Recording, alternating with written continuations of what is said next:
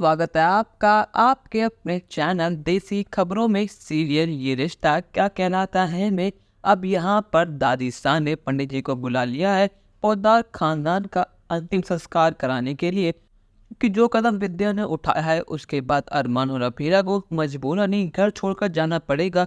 और अगर अरमान और अबीरा इस घर से हमेशा हमेशा के लिए चले गए तो ये घर कभी घर रहेगा ही नहीं। इसलिए दादी शाह ने यह फैसला करा है कि सभी घर वालों के सामने पंडित जी से पोद्दार खानदान के अंतिम संस्कार की विधि करा देते हैं, जिसको देखकर सभी घर वाले बहुत शॉक्ड हैं।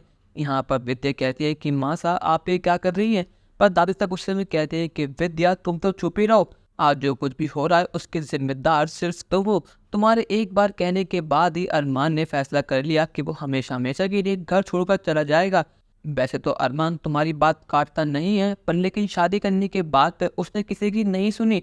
अब जब यहाँ पर जिस बात के लिए अरमान को मना करना चाहिए था वो बात इसने आसानी से मान ली। सारी गलती तुम्हारी और अरमान की है। हमें तो यकीन तक नहीं होता विद्या कि तुम वही हो जो हमारे सामने कभी आंख उठाकर देखती तक नहीं थी, और आज तुमने हमारे सामने इतना बड़ा फैसला लिया और हमसे एक बार भी बात तक नहीं करी, और हमारे कहने के बावजूद भी तुमने अपना फैसला नहीं बदला। तुम शायद दुनिया की ऐसी पहली माँ हो जो अपने बेटे के बसे बसाए घर में उसकी खुशियों में आग लगा रही हो।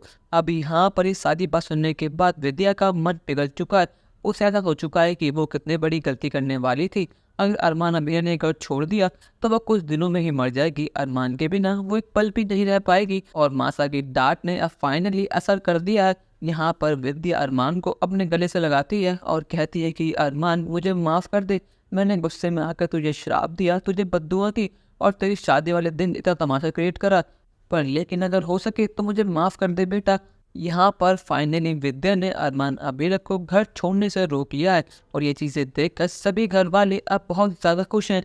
पर लेकिन अब यहाँ पर जमाई सा यानी संजय और मासा का प्लान शुरू होने वाला है। वो अबीरा की ज़िंदगी इतनी बुरी कर देंगे कि यहाँ पर अबीरा खुद ही सारे सपने छोड़ने पड़ेंगे और वो सिर्फ घर वालों के काम में लग जाएगी। पर लेकिन क्या यहाँ पर अबीरा उनके सामने हार मानकर अपने सारे सपने भुला देगी, या फिर दादी साहब को हार माननी पड़ेगी? अपनी राय हमें कमेंट सेक्शन में ज़रूर बताइएगा, और चैनल को अब तक नहीं किया सब्सक्राइब तो कर लीजिए। धन्यवाद।